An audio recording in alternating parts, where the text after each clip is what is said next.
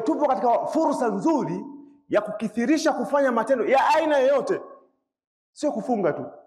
Kuna baadhi watu watafsiri ni kufunga tu. Hapana. Inawezekana mtu asiweze kufunga akawa yeye akaamua katika haya masiku 10 akawa anasoma Qur'an. Kuna mtu anaweza akaamua katika haya masiku 10 akawa anawasaidia wahitaji. Al-amalu salih, matendo mema, ahabbu ila Allah, yanapendeza zaidi kwa Mwenyezi Mungu kuliko matendo mema atakayofanya mtu katika masiku haya 10. Qalu ya Rasulullah, wakasema sahaba kumwambia mtume wetu Muhammad sallallahu alaihi wasallam, wala jihad fi sabilillah, hata jihadi yeye mtume Mwenyezi Mungu. Jihadi ni kitu kikubwa mno. Jihadi mtu nafsi anapoteza, na maisha yetu ya dunia tunapenda sana kuishi. Bal tu'thiruna alhayata ad-dunya, bali ninyi mnapenda sana maisha ya dunia. Wal akhiratu khairu wa abqa, hali ya kuwa akhira ndio bora na yenye kubakia. Sisi tunapenda sana kuishi. Sahaba akasema, wakamuuliza ya Rasulullah, wala jihadi fi sabil, hata jihadi baki watu wanapigana kwa nafsi. Mtu anaweka rehani nafsi yake, anaweza akafa huko alikwenda. Mtume akasema wala jihadi fi sabilillah, hata jihadi fi sabilillah haifanani na matendo atakayofanya mtu katika masiku ya 10. Isipokuwa mtume wetu Muhammad sallallahu alaihi wasallam akatoa hukumu ya baadhi ya watu, illa rajulun, isipokuwa mtu ambaye kharaja binafsihi wa malihi falam yarji min dhalika min shay'in, isipokuwa yule mtu ambaye alitoka yeye nafsi yake na mali yake, falam yarji min dhalika shay'in, halafu hakuna kitu ambacho kikarudi, maana nafsi ikapotea na mali ikapotea. Huyo ndio anaweza kumshinda matendo mema atakayofanya mtu katika siku 10 za mwezi wa Dhulhijja. Kwa ndugu zangu Waislamu, tupo katika masiku ya dhahabu mno.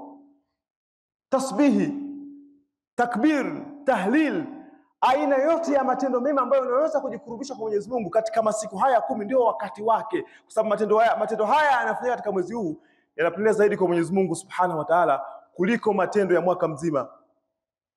Kwa nasu ya hadithi imeweka wazi hiyo, hakuna masiku ambayo matendo mema Mwenyezi Mungu Subhanahu wa Ta'ala anayapenda sipo matendo yanayofanya katika masiku haya 10 ya mwezi wa Dhulhijja.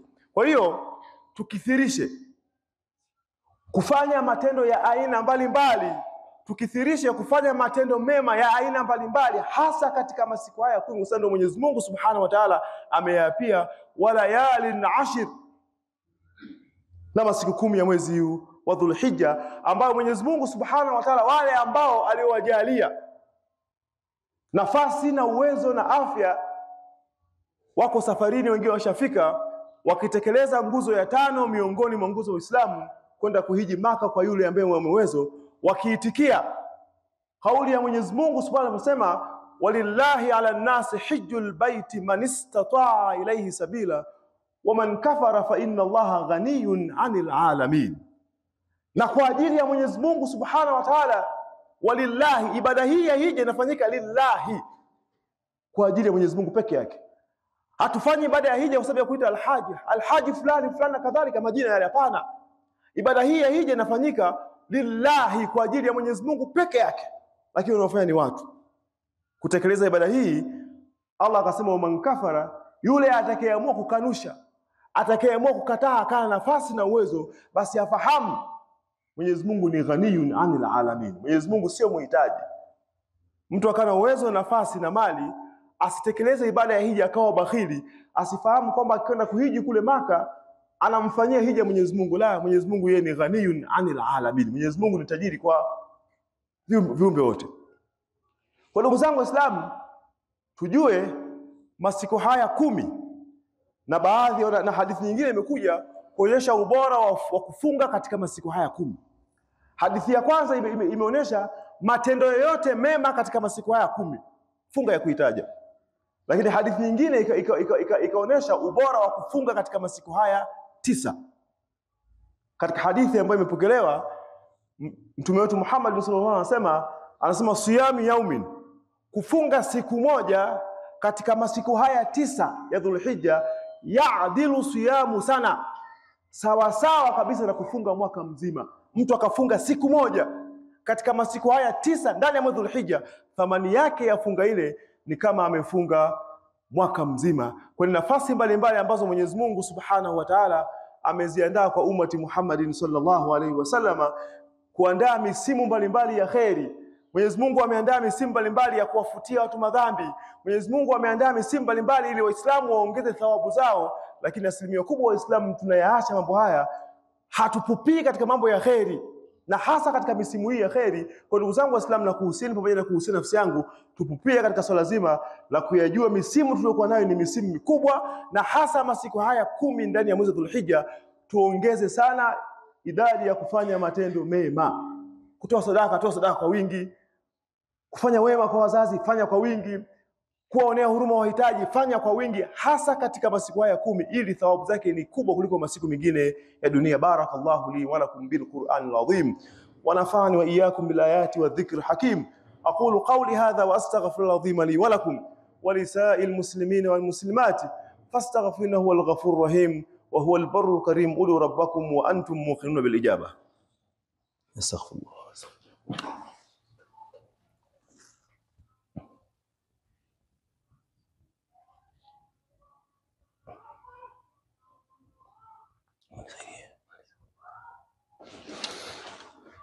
Alhamdulillah wahda wa salatu wa salamu ala man la nabiyya ba'da.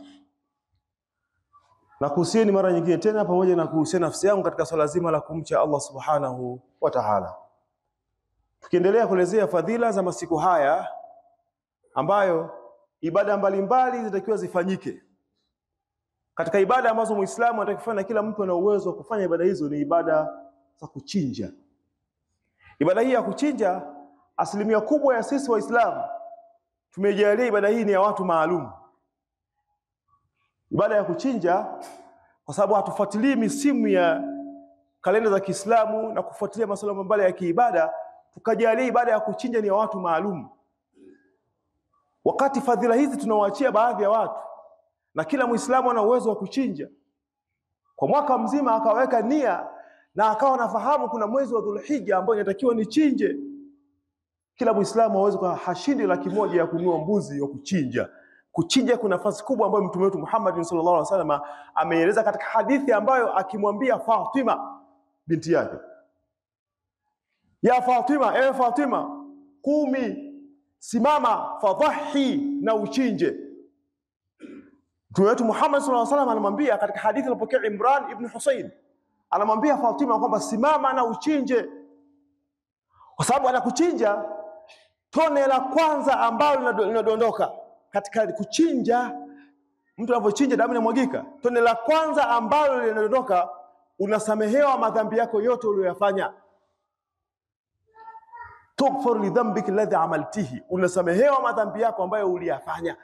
Kwa hiyo thamani ya kuchinja, wanaojua kuchinja kwamba akichinja tone linadondoka la kwanza, anasamehewa madhambi yako uliyofanya. Mtume wetu Muhammad sallallahu alaihi wasallam anamwambia Fatima, kwa tendo la kuchinja maana unapata msamaha wa madhambi. Wakati anasema maneno haya, sahaba Imran bin Husayn anasikia, akamuuliza Mtume wetu Muhammad sallallahu alaihi wasallam, je, ya Rasulullah, hivi hii ni khaswa li ahli baitika au li kulli muslimin?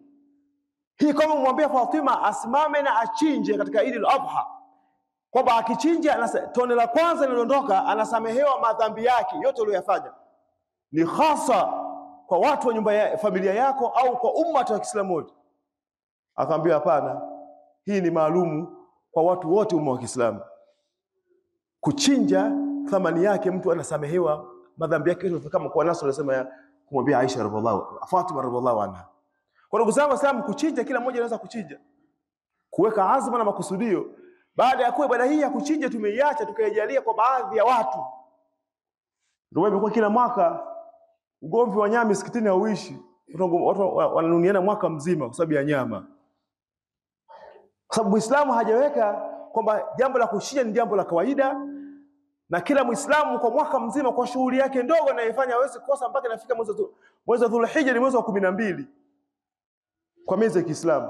Dhulhijja ni mwezi wa 12. Kwa maana kwa mwaka mzima unaweka pesa kwa sababu ya kuchinja, kila familia za kuchinja, hata ugomvi wa nyama utakwisha msikitini.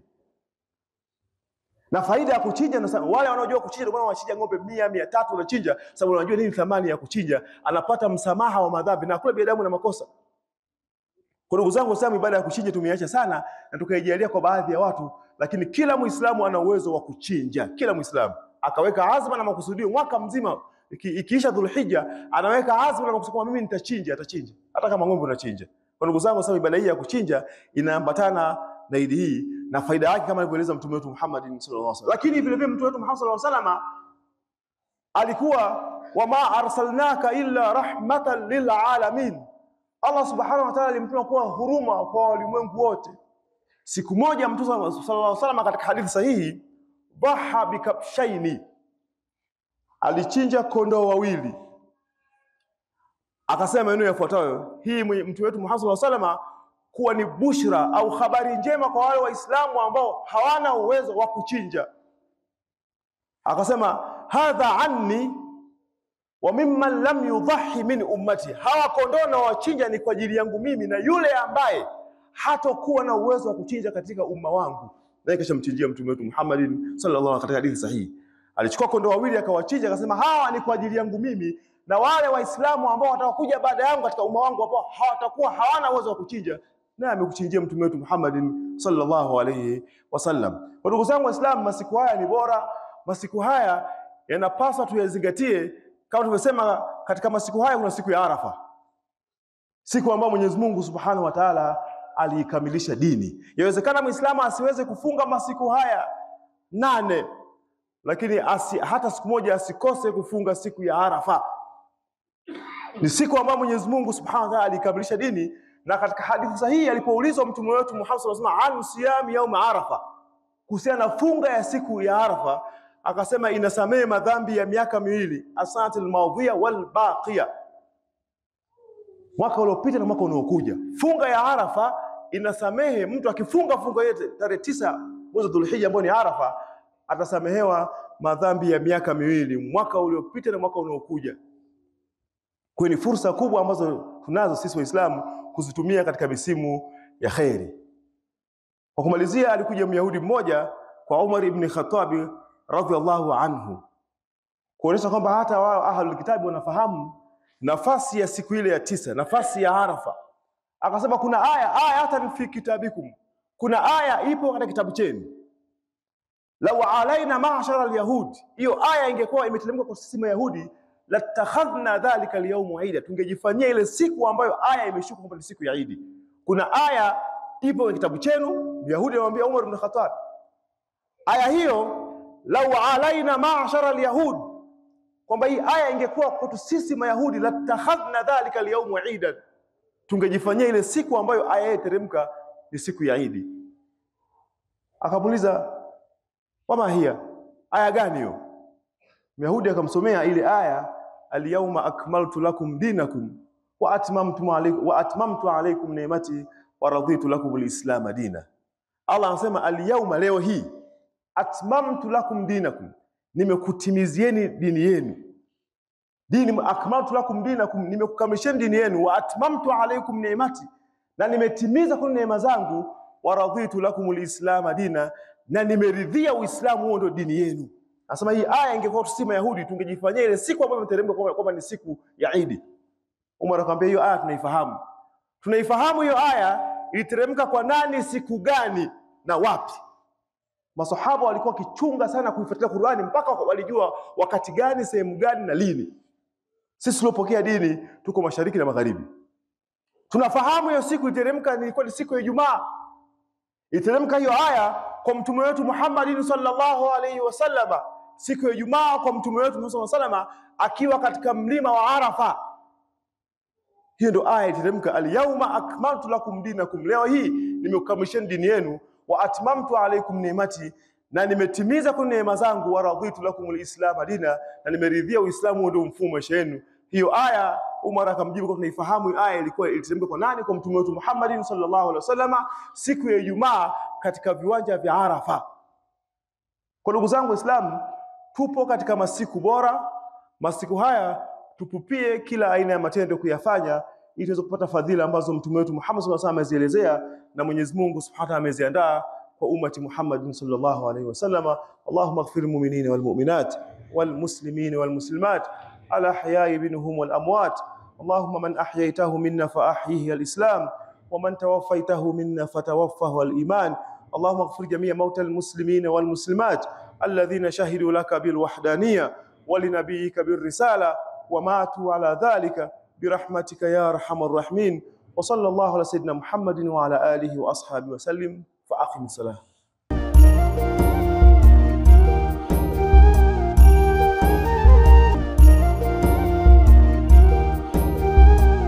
Na kuhusieni pamoja na kuto kuisahau nafsi yangu katika swala zima la kumcha Allah subhanahu wa ta'ala. Mwenyezi Mungu subhanahu wa ta'ala anawasamia madhambi yake waja wake wote isipokuwa watu wa aina mbili, mushriku wa mushahid, mshirikina. Na mtu wa pili ni mushahid, mtu mwenye ugomvi, watu wawili ambao waongei. Inna Allaha khabirun bima ta'malun. Allah subhanahu wa ta'ala ana habari na yale tunayoyafanya.